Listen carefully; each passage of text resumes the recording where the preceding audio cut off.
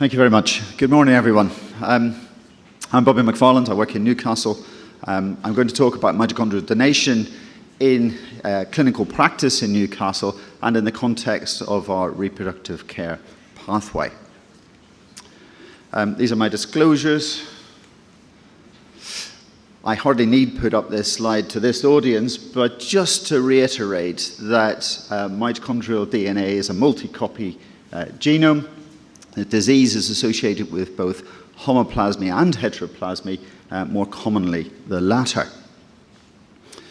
Another slide that's probably superfluous to this audience and was discussed in some length yesterday by Niels was this segregation of mitochondrial DNA and the bottleneck in particular. This slide essentially shows that a primordial germ cell of intermediate level heteroplasmy can give rise to mature oocytes that range in heteroplasmy level from very high to very low. And that can happen in practice. It's not just theoretical. This is a family that I looked after for a number of years. Dennis at the front here had a muscle biopsy with 96% heteroplasmy for the 3243 mutation. His sister in the middle, we couldn't detect that, and his mother had an intermediate level in her muscle biopsy of around 40%. But it isn't always about heteroplasmy, and there are individuals and categories of disease where mitochondrial DNA is present in homoplasmy. And this is a family that are dear to my heart. Oh, my slides seem to be moving forward by themselves. This is a family that's dear to my heart. I spent my PhD back in 2000 to 2003 looking at this family and demonstrating that a homoplasmic mitochondrial tRNA variant was responsible for disease there. Sharon, who's the lady in the newspaper here, had 10 pregnancies by 4 different partners. Only one of her children survived, and he, Edward, had Lee syndrome. The others died within hours of birth or were miscarried. Okay, so I said I'd talk about this in the context of a reproductive care pathway. We have offered prenatal diagnosis in Newcastle and in the UK for a number of years now. Typically, this will be via a chorionic villus biopsy, a sample that's usually taken between 11 and 13 weeks. There is the alternative of an amniocentesis. Most people that we've encountered have preferred to have a CVS because it's done earlier in pregnancy, and the option of termination is easier at that point. We have to think about a number of things in terms of this, including whether the mutation that's been identified in the family has indeed been inherited or whether it's occurred sporadically. And for unusual variants, we have to be clear that the heteroplasmy load actually does correlate with disease severity. We published some of these results back in 2014 with colleagues from Oxford, looking at a retrospective analysis of all of those that we'd offered CVS for. CVS isn't for everyone, and many people would prefer options that are much, much earlier in the pregnancy and even before pregnancy is established. Now, pre-implantation genetic testing has been around for some time. It's a well-established technique that was initiated in the 1990s, and the technique was used for nuclear genetic disorders. Around 2011, we adopted this technique and adapted it then for mitochondrial DNA. It now forms a mainstay of the options that we offer to couples with mitochondrial disease. There are particular criteria for this within the context of an NHS service in the UK. The criteria being that it is a heteroplasmic variant, that the individual must be undertaking this treatment before the age of 40. And just a few words about the technique itself. It's an IVF-based technique. Oocytes are fertilized. At day 3 or an 8-cell stage, a single blastomere is obtained from that 8-cell stage embryo. It's analyzed. The embryo is allowed to develop on to day 5. Those day 5 embryos are then graded in terms of their quality. This is using a Gardner scale, which looks at the inner cell mass and its organization, and the trovectoderm, which will eventually go on to be the placenta. And those embryos are graded as to what their quality is, whether they're top, good, or poor quality embryos. The heteroplasmy from the blastomere is then used as well. We have typically a cutoff of around 30% heteroplasmy for almost all mitochondrial DNA variants, but there are some where one might expect a much higher threshold before disease ensues, and those typically are MT-ATP6 variants. We do offer this as an international service, and we've had a number of patients travel from overseas to come to Newcastle to have this done. More recently, we have been developing up a service where we can analyse blastomeres if the local fertility centre is prepared to take those at day 3 or at the 8-cell stage. This was the first PGT we did in the UK. The baby was born in 2012. An unusual variant in MTND1, M.3688G2A, and a very typical scenario where an asymptomatic mother with intermediate levels had a child with much, much higher levels of heteroplasmy who was affected and actually died within the first year of life. She had PGT with us. We put back an embryo, and the CVS of that embryo had 5% heteroplasmy. When we tested the baby's Guthrie card and a urine sample, a buccal sample at birth, this was 7%, so entirely consistent. And this is little Amy, who was born in, as I said, 2012. On the basis of what was seen in terms of the IVF process and the heteroplasmy levels in her eggs, this mother was confident to go ahead with CVS in the next pregnancy, so conceive naturally and have CVS. And indeed, the CVS showed 3%, but in a subsequent pregnancy, again, the CVS revealed a 92%, and she had a termination of that child. So what's our experience overall with PGT? Well, since 2012, we have now undertaken this for 39 patients, resulting in 18 live births, and we've had follow-up on 10 of those infants at birth. We're offering a national and, as I said, international service. It's not always easy to get a Guthrie card or urine sample sent to us in Newcastle. But by and large, all of these 10 follow-ups are consistent with what we found and what we thought we'd put back in terms of the returning the embryo at the PGT stage. The graph here just shows and illustrates the various types of mitochondrial DNA mutation that we've undertaken PGT in, and that includes a large-scale single deletion. The solid manila-coloured bar indicates those women that were pregnant, and the hashed those that were not pregnant, and in some cases we were in a situation where we couldn't transfer an embryo at all. Okay. So that's PGT, and this brings me to mitochondrial donation.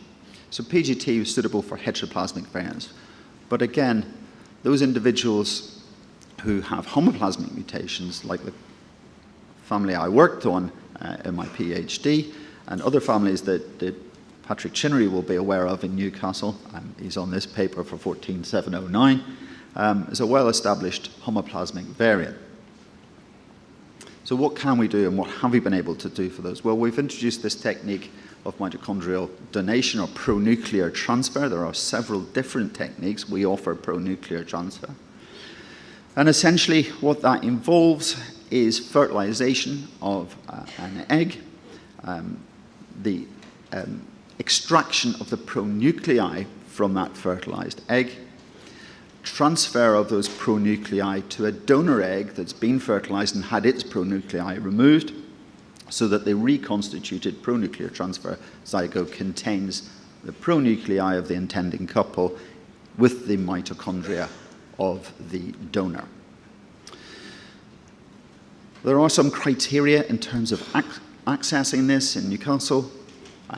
the patient has to have a homoplasmic or very high heteroplasmic mitochondrial DNA variant. If the latter, then we often have to demonstrate that PGT would not be feasible, and sometimes that involves offering a round of PGT. You will see here that the egg storage and treatment of eggs has to be before the age of 36. That's a bit sooner than we said for PGT, and that comes out of experience, and I'll come back to that perhaps later. We do need Human Fertilization and Embryology Authority approval for each couple who are going forward, and at the moment this is limited to patients who are living in the UK, who are citizens of the UK. I think that is likely to change in the fairly near future. Donors, we have an entirely separate donor pathway for recruitment, and those donors have entire mitochondrial genome sequencing in at least 2 tissues.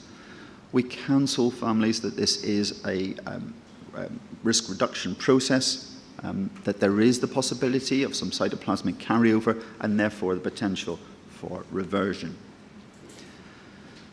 This is the technique in operation. You saw the pronuclei highlighted there, the needles going in to extract these pronuclei.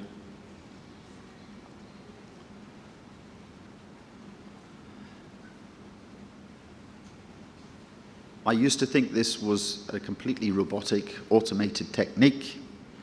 You will see at the end why I know there's a human involved in this process.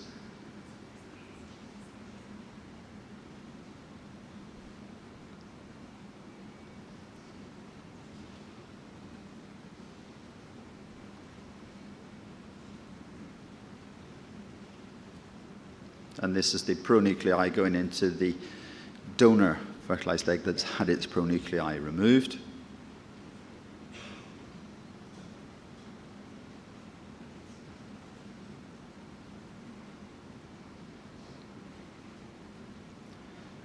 You see, robot doesn't do that.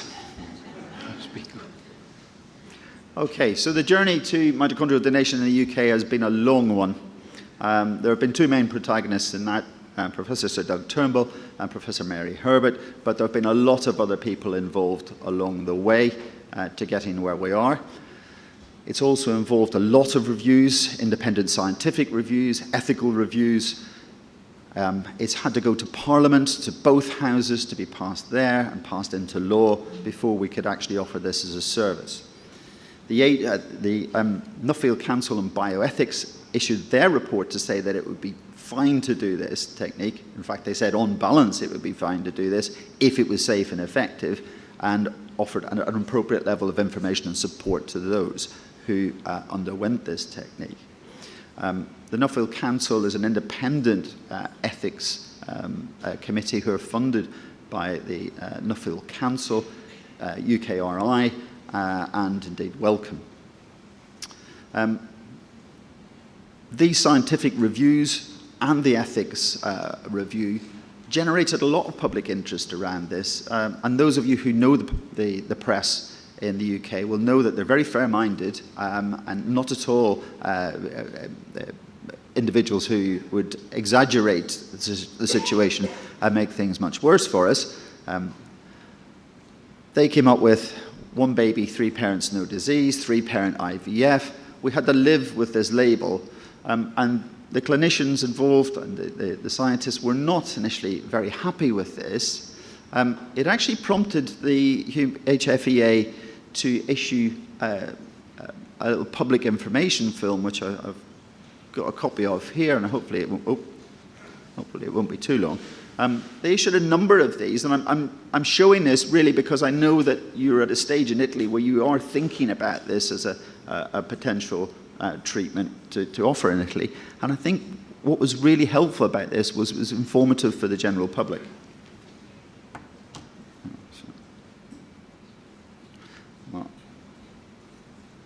I'm not sure why it won't play.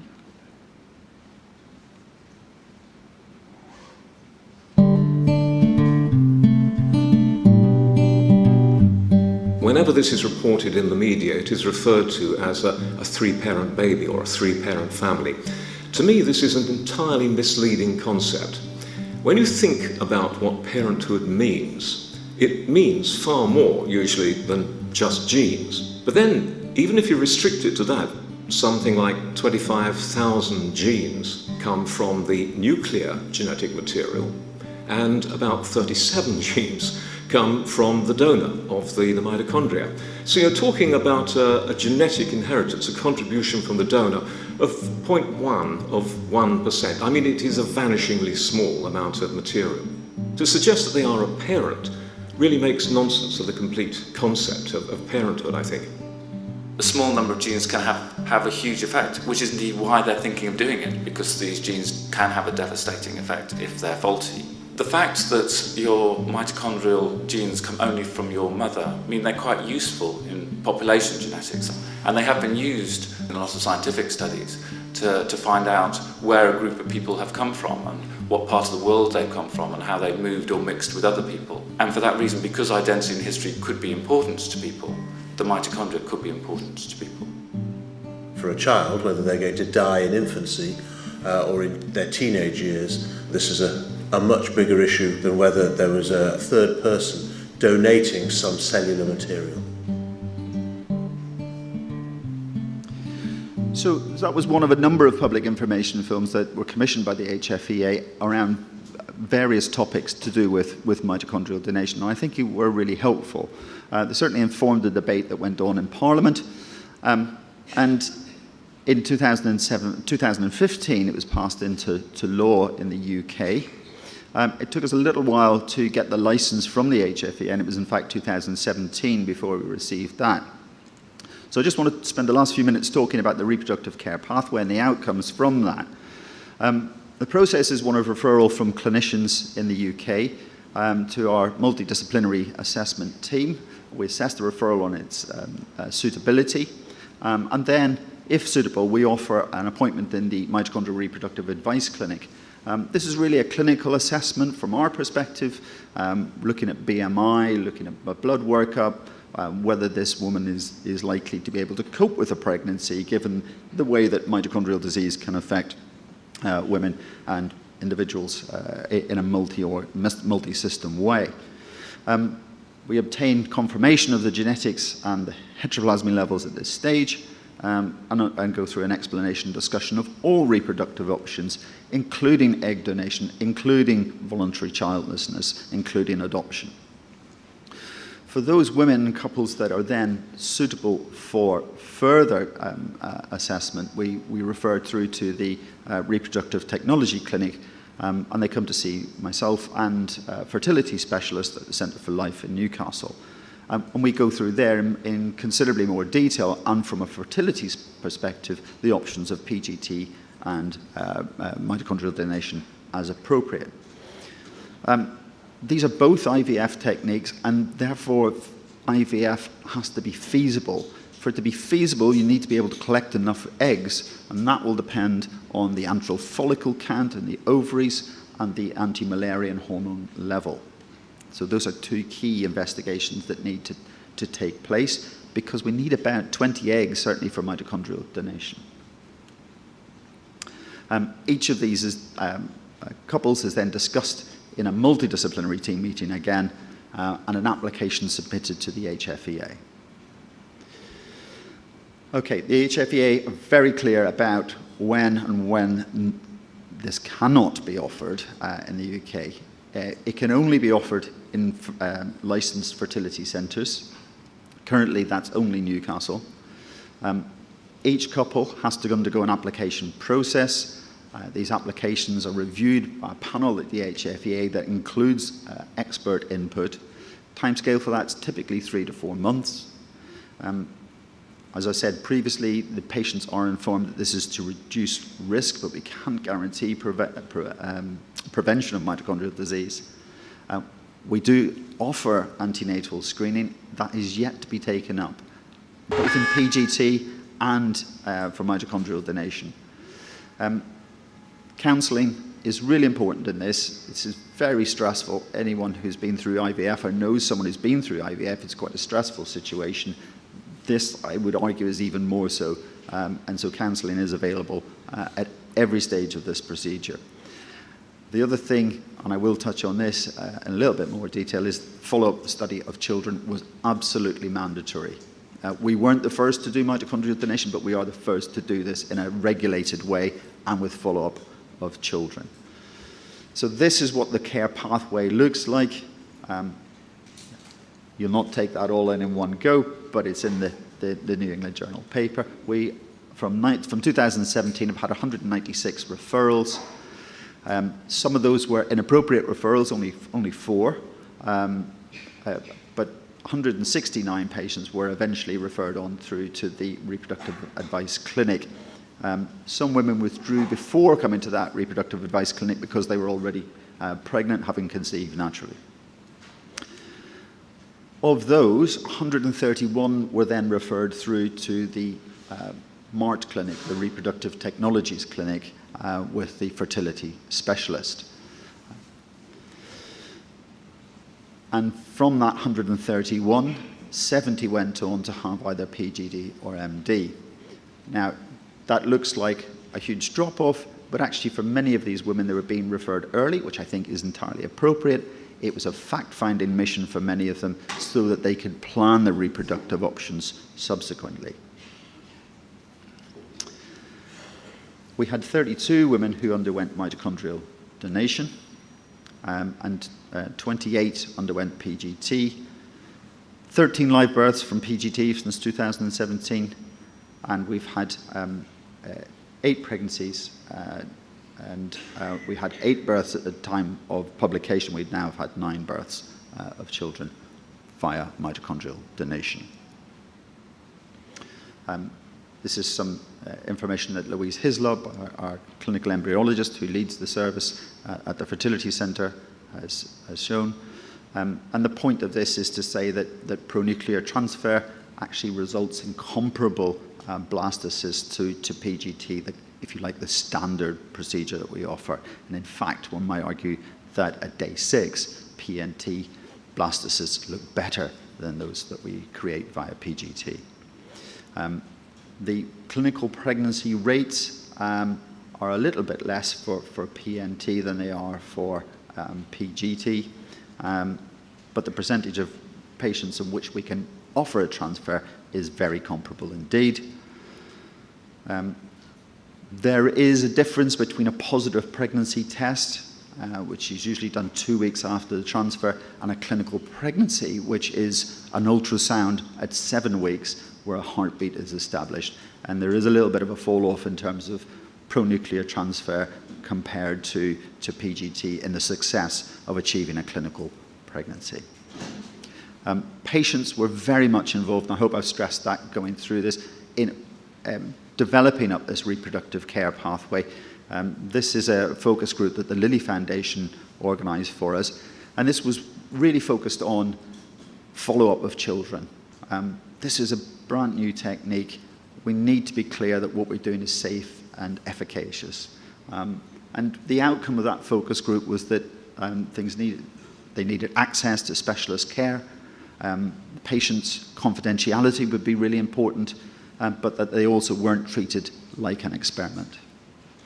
So we designed this pathway where we start the process of monitoring, recording from a clinical pregnancy at 7 weeks. We get a fetal ultrasound. As soon as we're clear that that's happened, we start the procedure in terms of recording details about the pregnancy, about the fetal development. We've tried to piggyback this on to health surveillance within the UK as it's already established. Things like vaccinations at 2, 3 and 4 months, health visitor check at 8 months, vaccinations again at 13 and 14 months. Those points of contact with health professional we've capitalised on so that they don't feel like experiments.